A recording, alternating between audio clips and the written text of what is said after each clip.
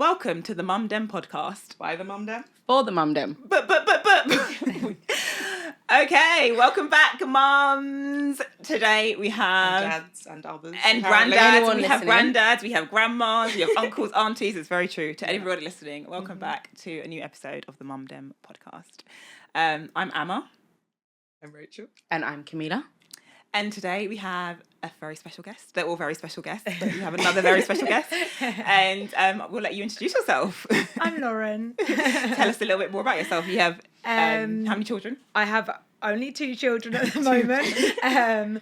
I'm pre and postnatal trained, so I specialise in fitness for pre and postnatal women, and Pilates and fitness and just helping mums get their workout in, basically, is what I do. And she's great at it, because I have experienced it firsthand. Yeah. Fantastic trainer. She was so cute with you, but it is great. So we always start our podcast talking about birth stories. And so we'd love to hear the birth story of your first child, because we could be here all day talking about all the birth stories, but the birth story of your first child. Okay, so Nyla is just turned 3 now. So actually, I have to say, you know, first time mum, you never know what to expect. Yeah. Everyone scares you with horror stories. I trained all the way up to my pregnancy due date, and then beyond. And then I remember just thinking, what will be, will be. Didn't have any expectations. I wanted to keep it as natural as I could.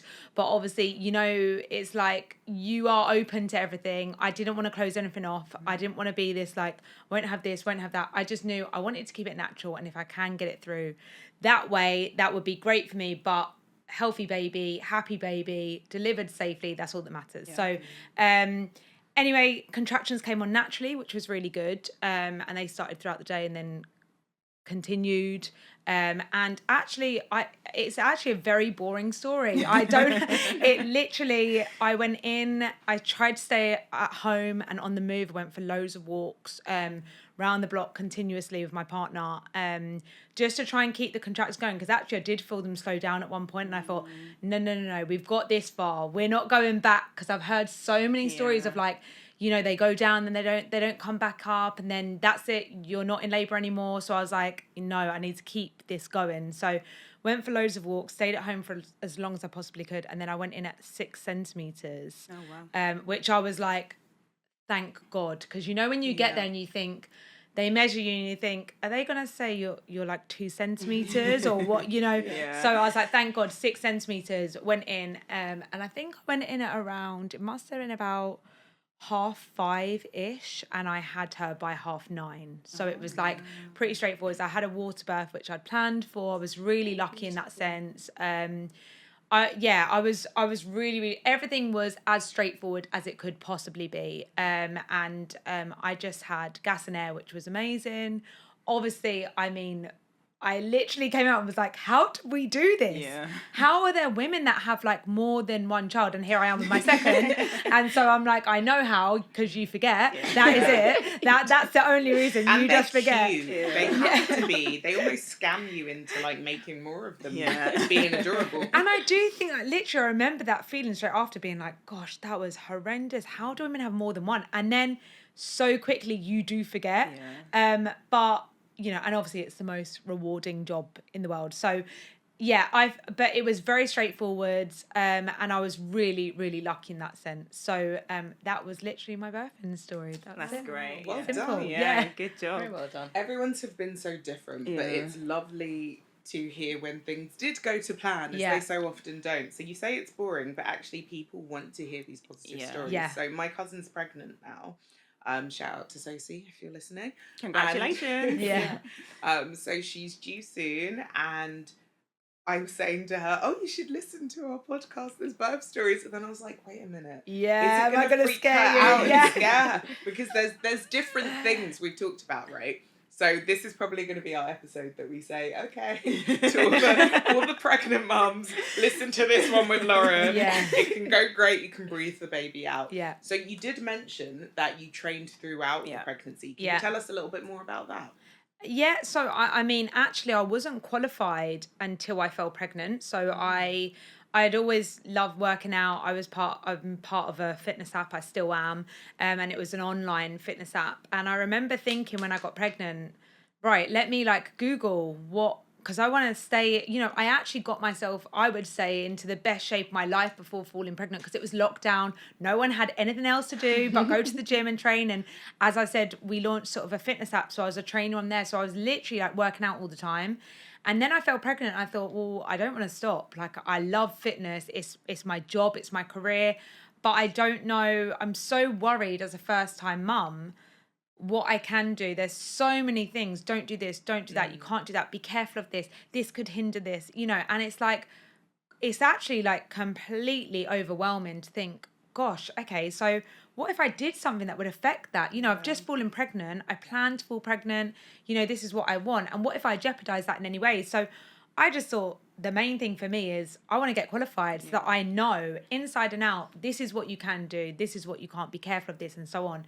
And the more I trained throughout, so I started very early on, trained the whole way through, literally, as I said, up to my due date and beyond. I think I was 10 days over with Nyla.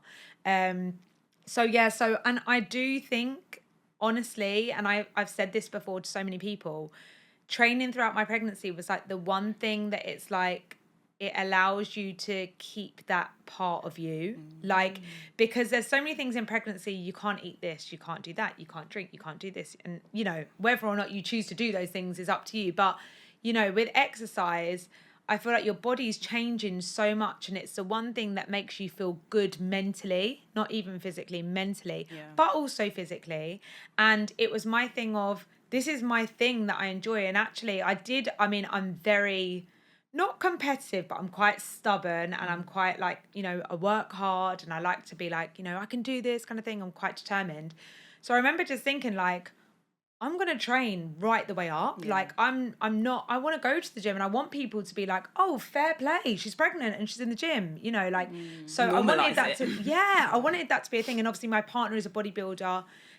So it is our life, and it seemed stupid and silly for me to be like, right, I'm not going to do that anymore, because it would have really affected me mentally. Yeah. So I literally trained all the way up. I lifted weights throughout. Obviously, I'm a Pilates instructor as well, first and foremost. So I carried on doing that. That's very core heavy. So obviously, there's a lot of modifications when you're pregnant for your core, your abs, that you have to make. So I remember thinking, right, I'm going to have to really know my stuff to be able to modify and do it safely, which is what I did. So literally just trained the whole way. And I 100% agree. And I did it throughout my second as well. I think I actually probably trained harder in my second than my first, because I was so confident with it. But I 100% think that it helped me throughout both my labours.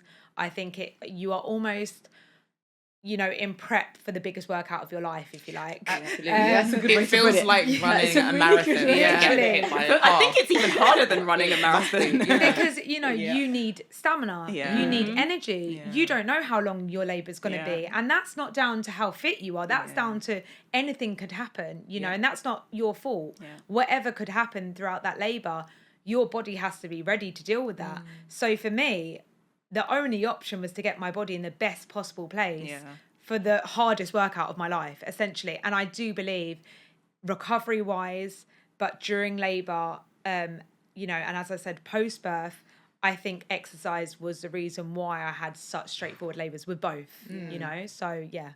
What is that theory? Yeah, and I think that is something that we should be telling to mums as soon as they get pregnant. When you said about training for the hardest event you are ever going, like my labours were all 40, 50 hours. Gosh. Like there's no exercise, there's no gym session that has ever lasted 50 hours for me. So not even mine. No. I don't want Kira to hear this. It sounds like a challenge. I don't want you to hear this. I don't want anyone. Hang on, great idea. 50 hour workout. But you know what? You touched on something really important: the relationship that mothers have with their bodies. And I wanted to ask you, since you said that you got your body into kind of the best shape it's been in before you had your babies. When you got pregnant and had your babies, did your relationship with your body change at all?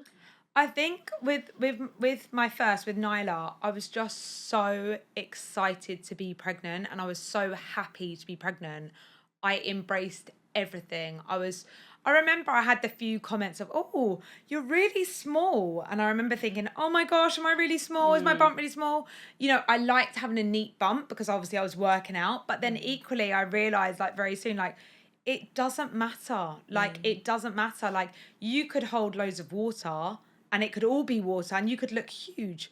That's fine. It's all water. Or it could be a big baby. It doesn't matter. It doesn't mean, you know, that you're not doing a service to your body. And I do feel like, you know, with my second, I do feel like you're bigger with your second, generally speaking. Yeah, because your body a lot knows quicker. what it's doing, isn't it? Yeah. The body's also stretched, you know, skin stretched. So, you know, I definitely have more stretch marks than I did with Nyla. With Nyla, I feel like my body was probably younger and, you know, so it's sort of like, if you like, snapped back. I hate that term, but snapped back a bit quicker. It does more so with the first baby. Absolutely. Yeah. And I do feel like your muscle memory is there and so on. But I think with me, I embraced it all because to me, all that matters was that I was growing a healthy baby, you know? So it's like, you're meant to have a bump. You're meant to put on a little bit of weight. That's fine. You know, as long as you're feeling good, you're eating the right things, you know, you're feeling good in yourself, your mind, that's all that matters. And, you know, I think it can be hard when you're used to seeing yourself in a certain way, especially in the fitness industry, if you're used to seeing yourself abs and so on. And, you know, you think, oh gosh, I'm not going to see my abs for a very long time. But I mean, stuff like that to me, it's irrelevant. Yeah. It doesn't bother me. I embraced it all. I loved it. I loved I quite enjoyed, more so with my first and my second, enjoyed being pregnant. I found it amazing. I find the body amazing. So for me, that wasn't a thing, but I do have a lot of clients where I'm training them that they struggle with that because it's such a change for their body, especially twin mums. You know, I can't even imagine, you know, I haven't had twins, so I can't relate, but I do have clients and that, you know, obviously your body's completely changed, but you're also doing something absolutely amazing, which is growing 2 humans, you know? So it's like, something's got to give. Yeah. And let's talk a bit more about that. So you said earlier that being a mum is the most rewarding job possible. So what would you say is the best thing about being a mum? Oh gosh, I find that question the hardest question. Is it because it's hard to pin down one thing? Yeah, pin down one thing. I love, like, I do find it like rewarding, but you know, it's like, it's silly things. Like me and my partner, the girls will go to bed at night and then we'll just sit there like, Nala did this today and Riley did this today. So funny, Riley did this. You know, like, if someone else here that probably isn't that funny or that cute, you know, but we're like, it's your children. I think it's just the way that they are. I mean, like, the way they grow, the things that they come out with, you know, their personalities, how naive they are, how sweet they can be. I think it's like seeing, and I don't want to say it's that, you know, I'm doing a good job, because it's just like, as well, it's their personality, but it's amazing that it's like, you know, you're creating a little person that is, you know, really rewarding to see that job, you know. And it's like those moments, you know, I actually said this morning, and it's again those silly little things, but Friday mornings I don't work, so Fridays I don't work at all, and it's my one day in the whole week where I don't plan anything on Friday morning, and me and the girls go for a walk to our local coffee shop. We sit there, I have a coffee, Nyla has a cappuccino, and we literally just sit. And it's just like the conversation just happens. So today a dog ran away from its owner, and it was, you know, hilarious. Her comments, why is he doing that? And, you know, it's like those moments are the best moments for me. Like, I love our Friday mornings. That's because it's so rare that you get to sit in this fast pace rat race life where you're like, just sit and enjoy them. And, you know, rather than, right, off to nursery, work, let's find childcare for this, you know. And it's like, it's a horrible way to be, but this is life nowadays. This is the way I think most mums kind of have to be, that we're forced to be this way, unfortunately.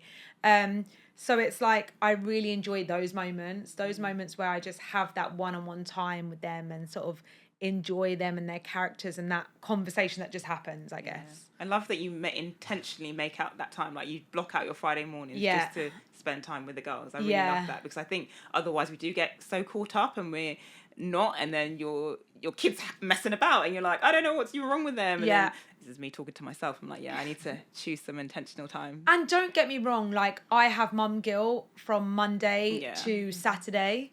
I'm not going to lie, my Fridays, we block that little bit out, but I have mum guilt because I'm like, right, nursery, you're going to your nanny's this week and and you know, my partner's mum's going to help pick you up then, and then my brother's going to join and it's like, because I've got to work, you know, and unfortunately my job is quite unsociable hours, and the same with my partner, so there is that mum guilt the whole way through the week of, oh gosh, I feel like I'm calling in favours left, right and centre, but that is life, and actually it's not damaging them in any way. Although we feel mum guilt, she has a great time. Gosh, I wish she'd miss me more. I know, exactly. Like, on a Tuesday, I come back and I get her from nursery and I drop her to my mum's with my with Riley, my little one, and I'm like, right, I'm going off to work now. And now she says to me, "You going to work? Go then." Yeah. And I'm like, why are you still here?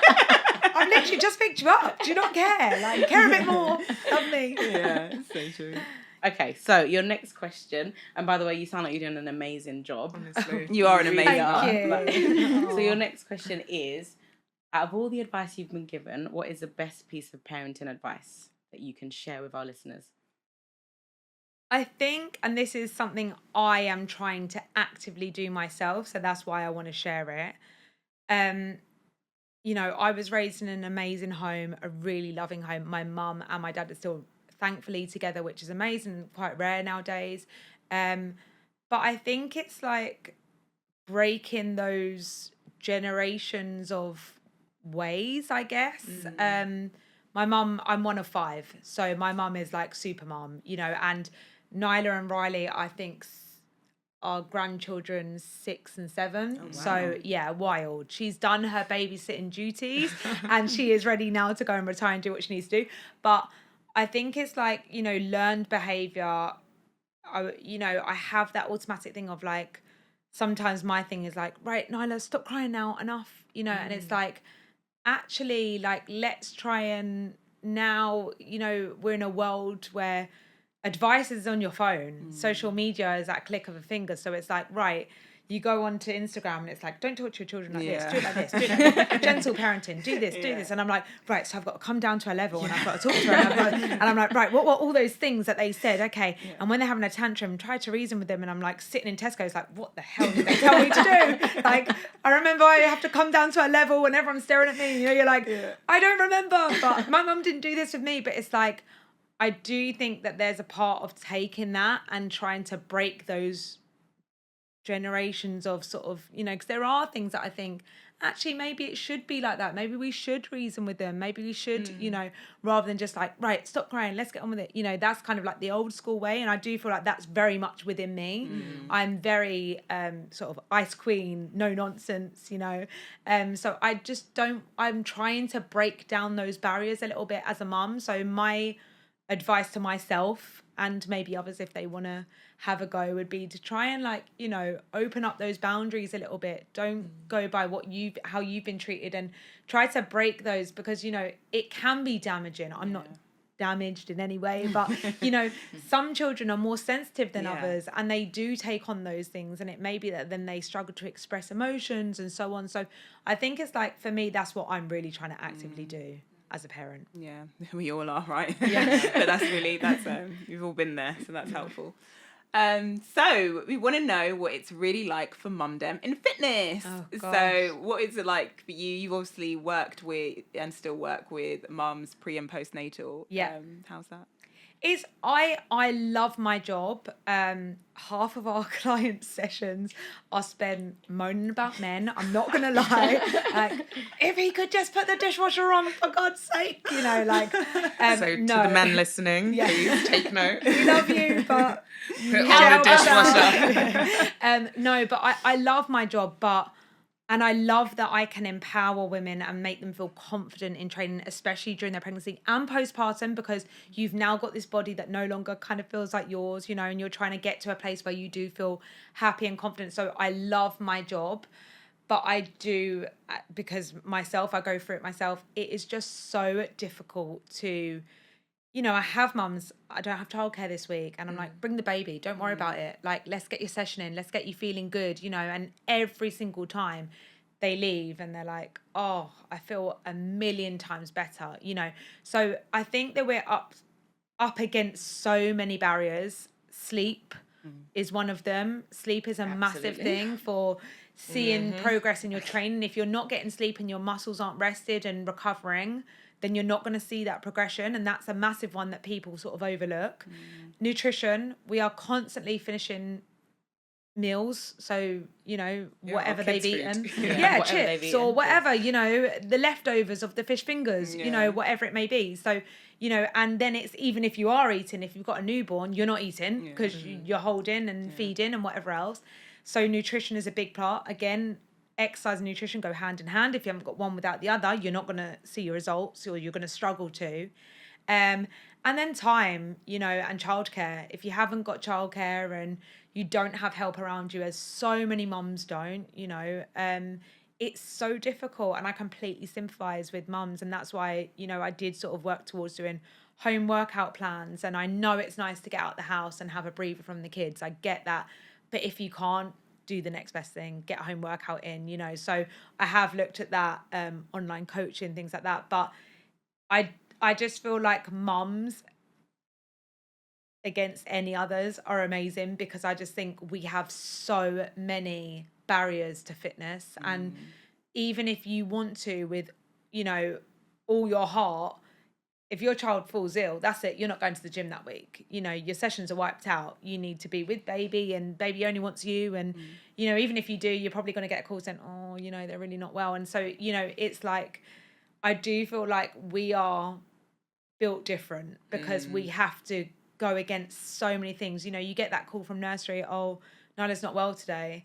Can you come and get her? It's like, right, that's my whole day gone now. Not even my workout, my work in general, everything. my, everything. So I do feel like we're built different. I feel like we're so much more determined. I feel like we work so hard. And I feel like, but mums in general, we're built different. But I just think that we have so much up against us. So, if you can get your workout in, well done to you, props to you. Honestly. Yeah. Oh, I feel like that was a lesson in and of itself. I'm going to be calling you like, can I bring my twins? So what is it? Thank you. What is it we should be teaching our kids about fitness and exercise? I think, it's awful, but because in lockdown we were always, streaming live, Nyla now has this thing where she goes and gets the tripod and sets up her phone and gets the bands out, and she's like, hi guys, ready to do your workout? And I'm like, oh gosh, what have we done?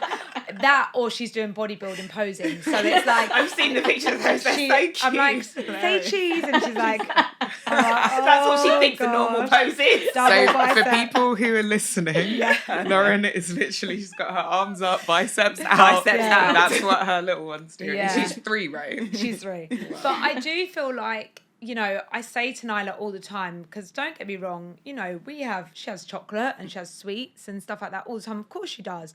But I do say to her all the time, let's go out, let's get a walk in, let's get our exercise in. And I make that such a big part of our lives, because I feel like children should know what it feels like to get outside, have fresh air.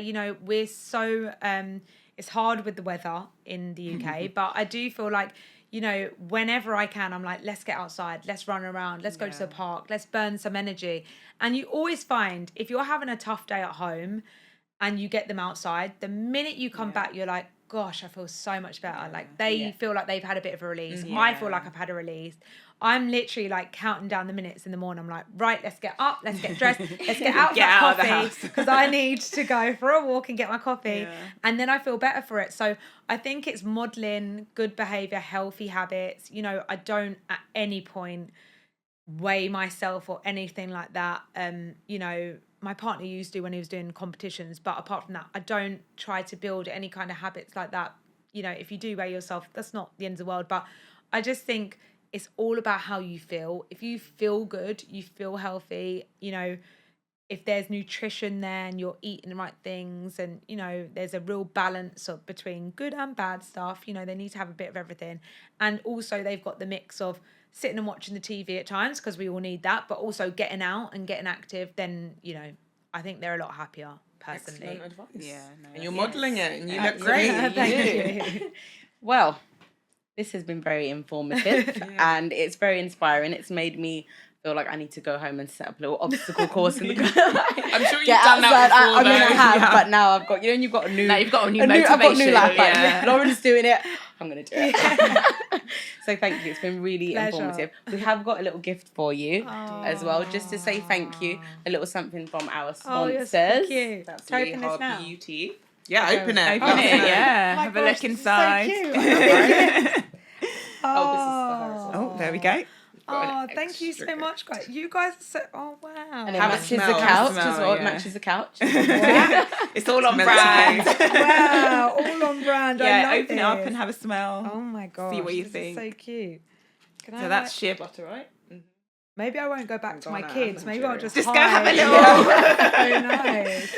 Thank you so much, guys. Little time to Thank yourself. you. The products are safe to use on the kids, but you can hide them and use them for No, yourself. no. We Yeah. don't need the kids using any of my products. Although Even my Not those 8-year-old ones. yesterday, Too she good. found my pot of shea butter and she put it in her hair and she wouldn't Is tell that me why what her hair was so Oh, shiny? my This girl, she was saying I put vinegar, and I kept was like, saying it it was doesn't smell vinegar. like vinegar, but she was like, I'm just joking. But her hair was glistening. Do you know what though? a I Summer was Glow like, I bundle. was vexed because she's got wavy hair. It's actually different from mine. I was like, I'm gonna have to now wash her hair, and it's really long, so that takes a long time.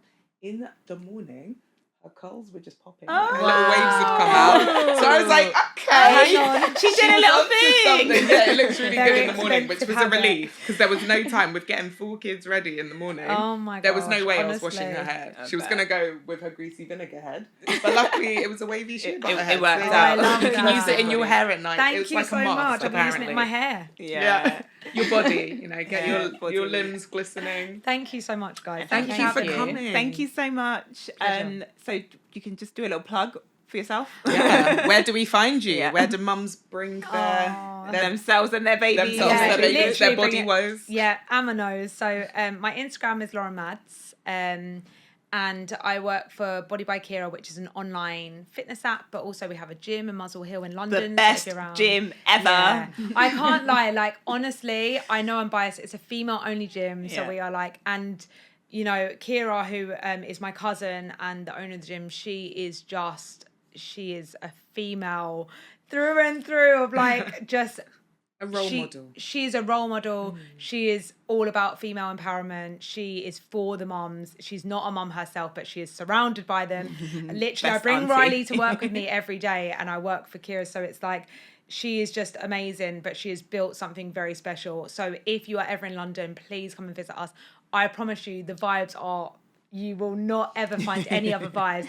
But It's also true. we do Amanos. We come to Mum and Baby. So we do a class where you can bring your baby, get your workout in. And it's just a really safe place for mums. Yeah. And I think we've created something really special there. So And you that's do online been training as well. online so if you're training, not in London, you PT, can do online training. yeah, hit me up. Thank you Thank so you. much. Pleasure. So, this has been the Mum Dem podcast. Where can people find us? You Kamilah. can find us on all platforms. Wherever you're listening from today, remember to like, subscribe, and share if you can. Please Thank do. you so much. Thank you. Bye. Bye.